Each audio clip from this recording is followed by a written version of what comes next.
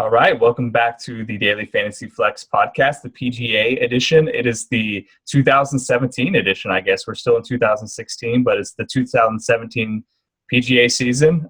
We're just in a weird no man's land, but we're going to talk PGA for the new season. So that means I'm back as usual with my guys Pete and Colin, who is rocking a Cubs shirt and I'm sure sweating this upcoming week. Colin, how nervous are you on just a scale of 1 to 10?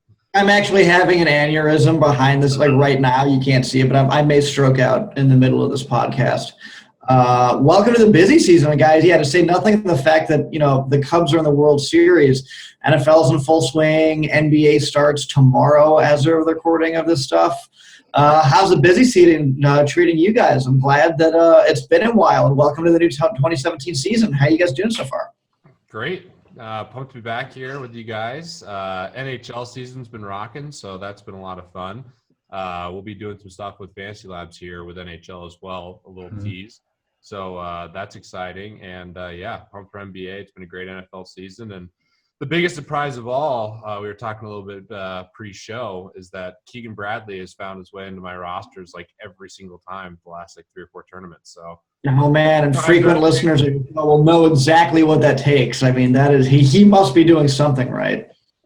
Dude, he is on fire and draining putts. Something switched with him. I don't know. But really, his driving has been fantastic, and it's a weird world we live in that I'm rostering Keegan Bradley.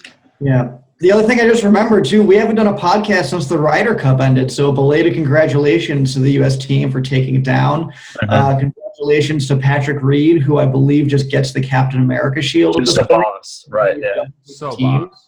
Yeah. You guys will appreciate, actually, because I was in Europe when the Ryder Cup was going down, and I actually did, God forbid, watch a little bit of golf. Please tell me you watched the Rory Patrick match. Oh, that's why I watched it. My first thing is if golf was like that every week, I would watch that. So can we just have Matumbo fingers and Rory playing heel the entire time? Why can't golf be like this all the time? It was amazing. That was some of the best television period I've seen, much less sports like that as far back as I can remember. Yeah, it was A+, and Patrick Reed obviously came through. And Rory playing unreal. The stretch of golf that he had down the stretch, winning down, taking down the FedEx and all the money, and he had that hole out. I'm not sure if you saw the highlight, and then he played really well. I mean, Patrick Reed was lights out, but they had 6 or 7 birdies each in the first 8 or 9 holes. It was just ridiculous. So fun times in golf for sure. Cocky, just badass Rory is one of the scariest guys on a golf course. He gets so hot so quick when he gets cocky. I'm pretty convinced he's the best player in the world right now. If I take one guy for all the majors this year, and I know we go back and forth, I'm pretty convinced it might be Rory, although DJ will be right there. Writing off Day a little bit with the back injury. I'm concerned about that going forward. But, I guess we can talk about all these guys here in a second. So. Yeah. But Colin, I mean, if Pete can roster Keegan 3 times in a row, that's a good sign for the Cubs, Absolutely. Hell's already started its freezing over, so might as well. I want to give that the full Kevin Garnett. Anything is possible. All right. Right. Yeah. Right. All right. So to your Cubs, man, it's going to be fun. I'm excited. I'm nervous. We may have to discontinue this podcast if I end up in the police blotter somehow from celebrating too hard, but we'll get to that part when it comes. So. For sure. All right, so let's talk some golf, guys. So we have a bunch of different tournaments this week, actually. The biggest one per DraftKings, just their tournaments that they're offering. So that's going to be the one that we're going to discuss and analyze here. It's the World Golf Classic HSBC. It's taking place in Shanghai, China. And there is a Sanderson Farms tournament. I believe there's actually a separate Euro event as well. I don't think that's on DraftKings, so the Sanderson is the alternate PGA. But the big one with the prize pools, the stuff that you guys are interested in is going to be this World Golf Classic with the big names like Rory and DJ and these guys. So that's going to be the tournament that we discussed for this pod. We obviously offer the Sanderson, the alternate, in our models and all that stuff. So feel free to play. But for the purpose of this pod, we're going to get into this. So, Colin, what do we know about this course in Shanghai? First thing we know is that it's on Asian Standard Time or whatever. So this is an early lineup block, so everybody's sure to get it. Tuesday evening at the latest. It's also a no cut. I know we go back and forth, and do we like them? Do we not? And I think we've covered that to death by now. But just be aware there's a no cut as far as like what that means for your strategy. As far as the course itself. It definitely probably leans more bomber than anything. I see DJ, Rory, Bubba are all rating well. As far as like course fit, it's a moderate course fit. But all else being equal, I'd probably value bombers over accuracy guys this week, especially considering that it's a no cut. So you can kind of that edge has, I guess, a little bit more like reliability factor baked in. So. I don't know, Pete. Have you ever watched a tournament in China or the Asian swing, or when it's halfway across the world? Like, have you seen this tournament before? I think I've seen this tournament before. I do watch some of the stuff. I watched the tournament in Malaysia last week. Anubhav Lahiri had the most interesting 3-hole stretch I've seen in a long time. He went quad bogey, or was it? I think it was quad bogey, a 9, then a birdie, then an eagle. Yeah, 9, then a birdie, then an eagle. Can you imagine that, man? It's amazing. Just completely fell apart on a hole. I mean, he lost the ball to a tree and then just totally made a mess of it. But, yeah, it's been fun watching some of this stuff, and I'll try to catch a glimpse of this, especially if it works out timing-wise with some of the breaks of the other stuff. But like we talked about pre-pod, sports are definitely ratcheting up, and there's plenty of good stuff to watch. So I don't know how much I'll watch this week, but it will be interesting. Cool. I don't want to get too much into, most of our pods will have a couple questions. We'll get into some strategy. It's just sort of an abbreviated week because of the NBA and NFL going on. The tournaments aren't quite as big. I want to keep this pod relatively short so we can get into the players. So I won't be long, but Colin, just one question that I thought of, and I think this probably just requires a very short answer. We restarted a PGA season, but PGA is sort of unique in that there's no real break in the season. I mean, we took a 3-week break here. Is there anything data-wise that, for NBA and MLB, any other sport, the start of the season is sort of the least predictive with stats. It's sort of the data is a little less easy to massage and to find plays. Is there anything like that at all in golf, or is it just rolling, everything's the same, just keep on moving forever? It's a good question, and I look at that specifically way back in the day. What is essentially the average error rate or the uncertainty by month of the season? Is there kind of any baked-in seasonality? And no, there's no real discernible signal.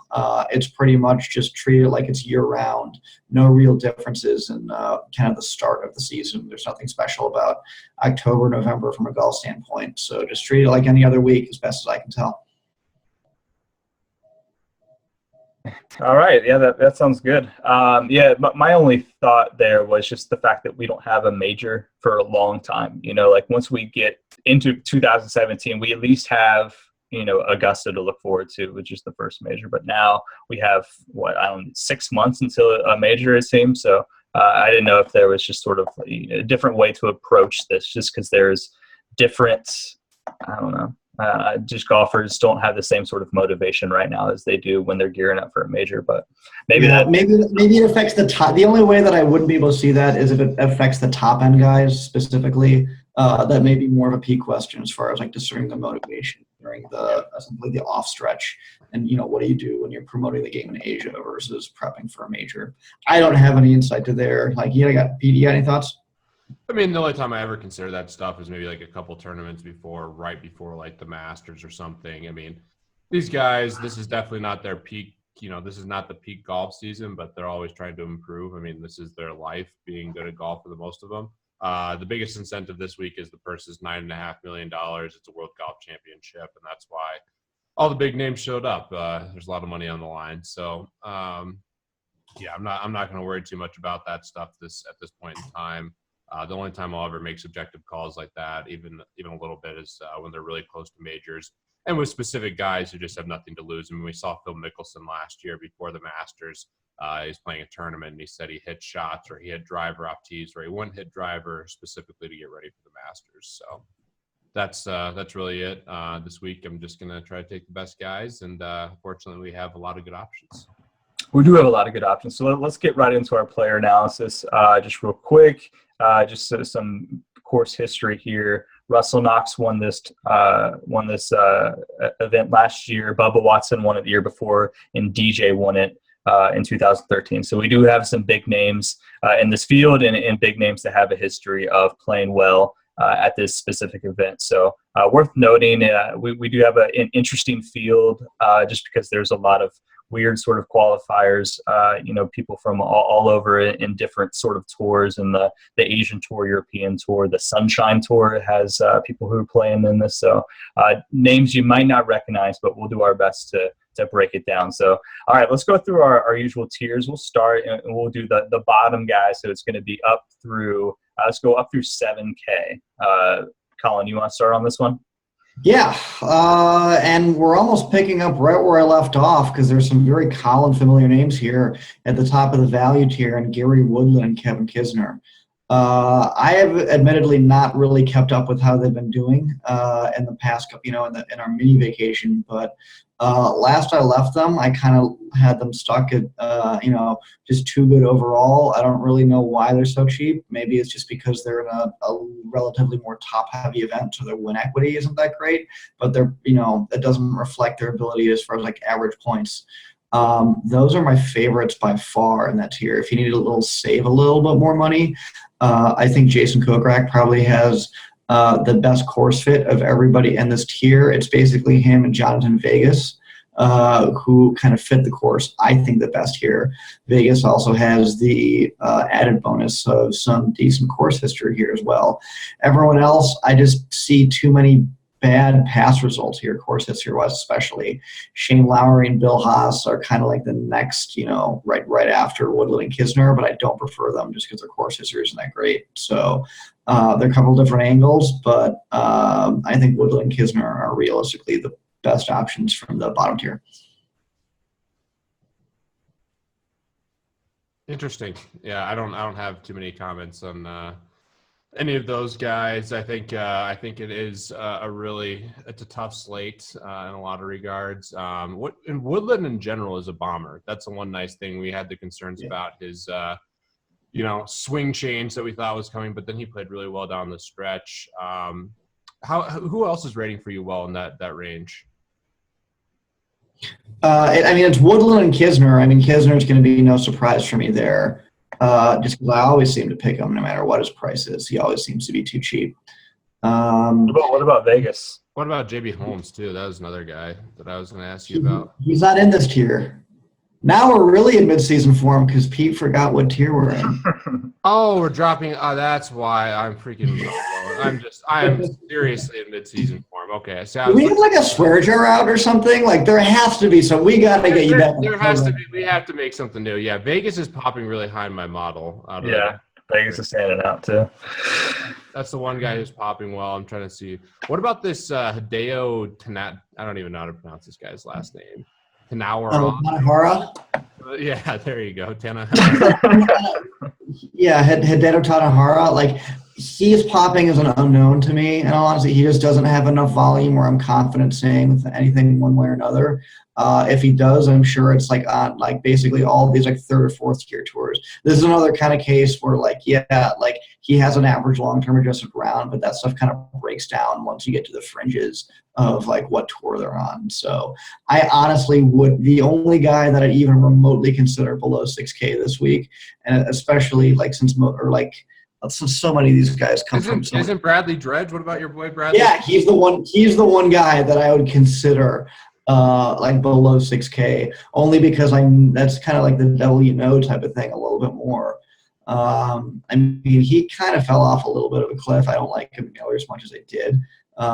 No course history and kind of a middling course fit here, but he's the only one that I can say anything with confidence about in this kind of really bargain basement range. Right. Yeah, I'm not thrilled with too many guys in this range, as you could tell right there with my cover. Yeah, I got guys 7K to 7,500. I got a whole plethora of guys in that range that are. Well, clearly you're just itching to get to this mid-range tier since you already went out of order again. So why don't we just go straight there, and then you can reveal your secrets. Yeah, I don't think there's many guys in the bottom tier. This might be a more balanced week. So Pete, let's get out of the bargain bin and get up to that next tier. So we'll go just below 9K. Well, then there's a ton of guys just below 9K. I mean, one guy whose price just stood out to me when I just started looking at it was Danny Willett, but he's been bad. So I'm a little concerned. He did have that nice finish at the Italian Open, but after that amazing stretch, winning the Masters, he definitely struggled with the fame a little bit. But 8K starting to come down in price. I think there's a lot of guys, like I mentioned, in the 7K range that are really interesting. I think if you're taking the Bombers and birdie making, I certainly think you can't go wrong with JB Holmes. Some of our favorites that don't really fit the course as well, Emiliano Grillo, Kevin Na is really cheap, Daniel Berger's in that range, 7,800. Brendan Grace, another guy that just stood out with his name recognition. But, there's a ton of guys. I'm sure that Colin might like Brooks Koepka, who's another intriguing one. Guys are Kevin Chappell and Rafael Cabrera-Bello, but I'm not really sure. So I think all the values in this range, and I certainly think there's a lot of interesting guys. One person I've been impressed with recently just from the eye test watching their play is Scott Piercy, but he's more expensive than some other guys I like. So I guess I didn't name Bubba. He's another guy who's a great play. But Colin, who's popping most out of the guys I named and everyone else? So everyone you kind of named, I have them all actually very mid-rangey. I'm also moderately surprised you didn't say anything about Russell Knox, considering he won it last year, but I have him very mid-rangey as well. At the top of the list, I actually have, maybe unsurprisingly, because they're the most expensive, are Bubba Watson and Martin Keimer. Watson is more of a course fit pick. Keimer is a course history pick for sure.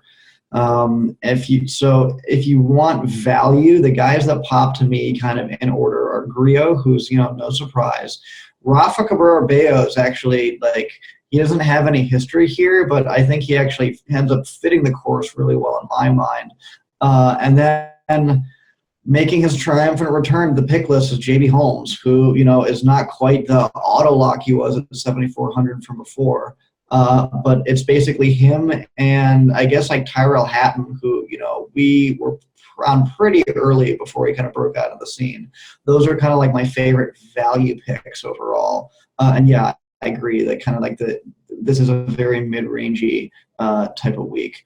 Those are guys that are popping for me. I could see myself doing a Kevin Na as well, maybe a little bit less, only because it's such a bomber course and he rates low in course history and fit. I would prefer Holmes over Kevin Na. I don't know if you have a strong preference at the same price in a note. I would take Holmes too in this category. Just too cheap of a price on Na. Martin Keimer is actually second in my model. I was going to ask you about him, but I see the course history is just fantastic with a big sample. Schwartzel's another guy we didn't name. I like him a decent bit. One of my favorite swings on tour. Yeah. Price is okay though. There's a lot of guys that are cheaper that are fine. Yeah, I think I basically have him and Berger as all right, those are plays, those are solid. Kuchar's really cheap, but it's not a good course history. And then one guy that I wouldn't play too much, and I think his price is a little high relative to other guys, but one guy to keep an eye on for this season is Thomas Pieters.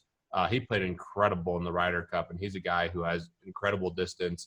And I heard some sharp guys saying that he could be the best golfer in the world at some point. So super high praise for Thomas Pieters, who's a young talent. Definitely worth the GPP flyer here. I really think this is the range, though. I mean, there's so many guys that are interesting. Tyrell Hatton's another guy who's pretty high in my model. I think he's a good play. Where's Brooks Koepka rating for you? That's what I was going to ask about, Yeah, he's right below Grillo, standing right between Grillo and Cabrera-Bello. I put him solid. There's not it's a play kind of in that same Schwartzel and Berger range. He's up there for sure. At that price, I don't know, it's not great value per se, but sure, it's a play. Is his data sort of being hurt by the fact that he hasn't played in your model? How much is that damaging him? What about his data? Sorry, I didn't catch the It's last part. just the fact that he hasn't played.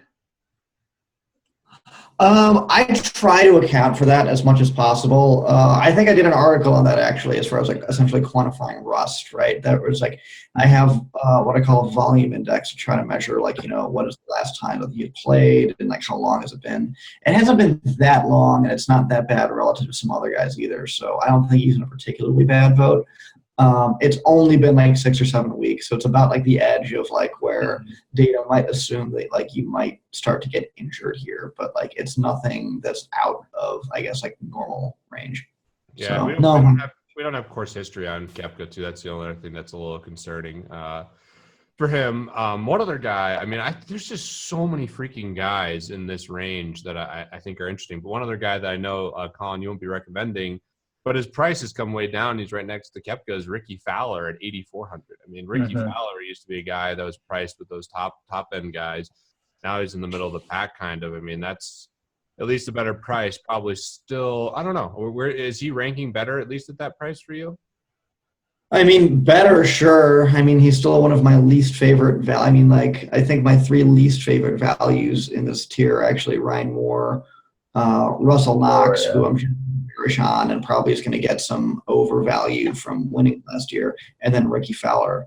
I choose to believe that Vegas odds are just catching up with the wisdom of the Fantasy Labs podcast. We have our standard fade Ricky watermark on this every week, and they're just finally recognizing that we should be setting markets the full time. That's my best explanation. I like it. I like it. It is interesting to see his price come down, but I probably won't have exposure to him. I think there's just too many guys in this range that are intriguing, and yeah, we'll have to talk to you about the top range here, because there's some guys. My favorite overall, and the guy who's rating the best by far, is in this next tier. Yep. But I think it's Colin's turn, so we'll see him. See if he poaches some. Colin, take us away. The guy. Yeah. So we can skip straight to the top. I think this one, like as far as the top battle goes, like it's pretty much DJ versus Rory. Right. I have DJ at a pretty decently clear favorite, maybe unsurprisingly. I'm the first to say that Ryder Cup isn't priced in here, so if there's a subjective angle, then there's something it's not covering. But I think DJ is essentially normal results before the Ryder Cup.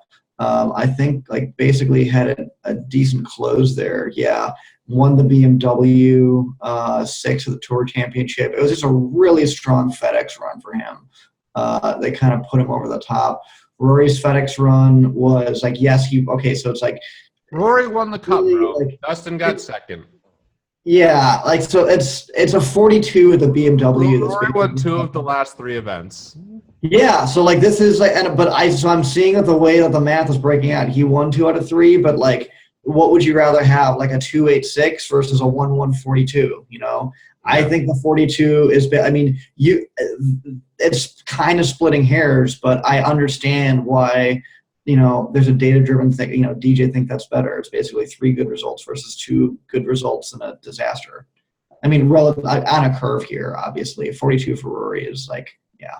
Yeah, I take the results too. I do think that there's something to be said for Rory switching putters. We'll see if that ends up being a thing. I actually have someone as the number 1 rated player in my model right now is Adam Scott at 9,400. I think he looks really, really nice to me. Is it the price? His course form isn't as good. I mean, that's the thing. Rory also has better course history, I believe, than DJ here. I have to pull that up. Rory does have good course history here. Yeah, they both do. They both do. Yeah, DJ does. Yeah. Yeah, I'm surprised. I guess I don't know why Adam Scott's right. Maybe it's just the price, but yeah, he's the highest rated guy in my model. It's I have Scott, Keimer, and then Casey also rating really well, who has pretty good course. Casey's high for me too. He might be I mean, like I think Scott's the best value in this tier at the very least. I don't know that I'd pick him heads up over Rory and DJ or anything like that. Oh, not but but I think the model's onto something, especially like at that price. You don't really have to overthink it. Or like if he's getting up that high and he's the cheapest of the top tier, then like you can build a bunch of lineups around him for sure. Especially if you jam in the middle, you don't have to take anyone under the 7,200 or whatever, and you can just jam up middle tier guys. I think Scott's a pretty good Fantasy Labs overall number 1 recommendation for this week, pound for pound. Yeah, I do like these expensive guys. Casey's interesting. So Casey apparently, I mean, is finally healthy, which is one thing because he's always had a lot of talent, but then also got divorced, which I guess was a huge issue for him, and then finally got remarried, and there's all this talk that he's totally put it together. So God, I don't even know how. Do we have a narrative street for getting divorced? I know we have new father. Which I mean, I can't. That's new father's good, but getting divorced has got to be a disaster for these golfers. I'd just be on massive tilt if I was golfing after. I mean, no experience getting divorced, but it seems like the worst. Yeah.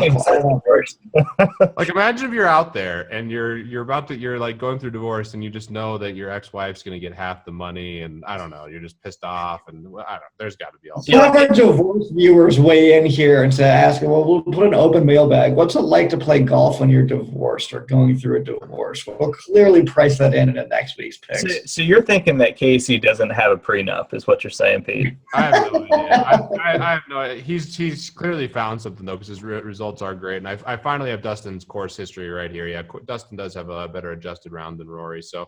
But in 2 less events, though. Yeah.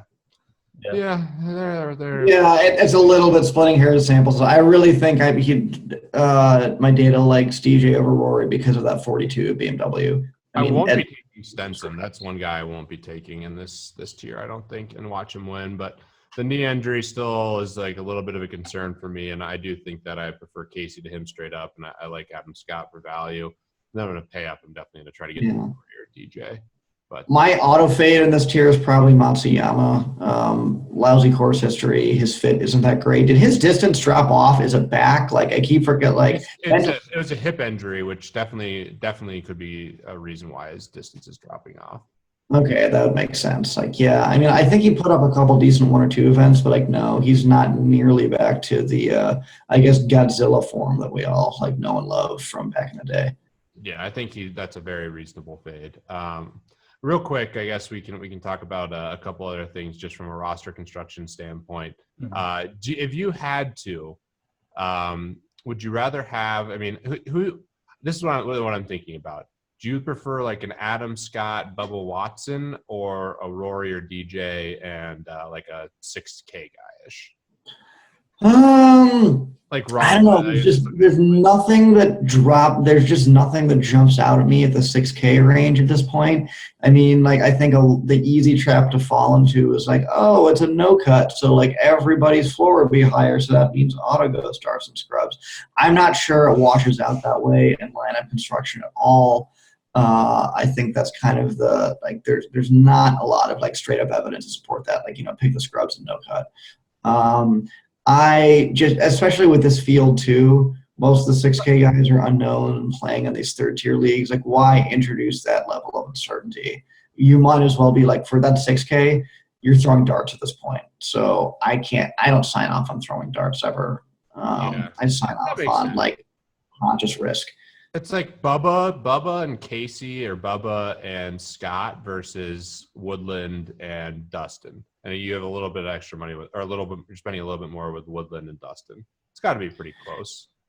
But I'd probably lean like maybe like 2/3, 3/4, like the Scott route or Scott Watson, like just have a flair and DJ because, you'll kick yourself if you don't, et cetera, et cetera. But like, I'd put most of my equity in more balance this week for sure. Okay. Yeah, I'm definitely leaning that same direction. I just wanted to throw the 2 versus 2 out there. I do think that this is a great week to go balance because of the lack of good options in the 6K range. Yeah. And ownership wise, you would still think that, people would probably skew stars and scrubs just because of, we've seen the stars do so well lately. Or would you disagree there? I think that they will. I think people will want to click Dustin and Rory. I think they just do. Yeah.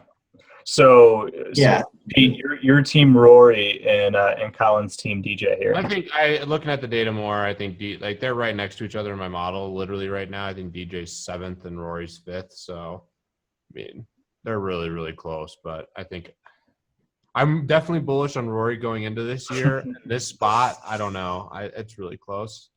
I'll take. Let's have some fun. I'll take Rory. Colin can have DJ straight up. We'll just have some fun. And then I think that's a decent like straight up bet. That's fine. Okay, and let's pick some winners. What price range should we go under, boys? 10K, I think that because there's only 3 guys, I go over 10K. It's like Rory, DJ, and Matsuyama. I think that's a nice clean break. Okay, you want to go under 10K? Sure. Yeah. Okay. Are we snake drafting it again? Yeah, we can. Or we get 2? Okay.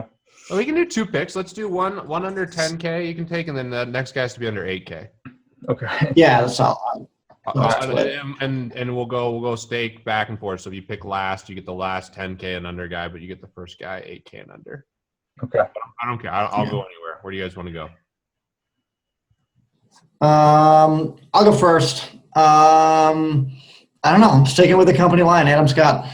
Nice pick. Okay. Second or last? Sure. Yeah, I'll go second. I'll go with Casey. Yeah, I think Casey was a sharp pick right there. I will take Martin Keimer, and then I'll take Griot on the way back.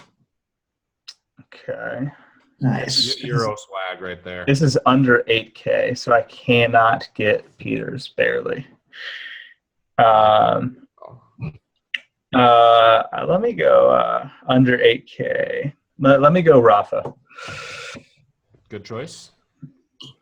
Oh, that was going to be it. Oh, man. Well, I will still kind of stick to brand here as far as picking unknown Euros because, that is since I'm missing my usual Euro minute spot, I'll go a guy I didn't mention in the picks, actually, Ross Fisher, who is probably like if I want like a low ownership Euro play that rates kind of decently well, I guess I'll throw that in as like, that's a decent contrarian play as well. So I'll do it for my official pick as well, Ross Fisher.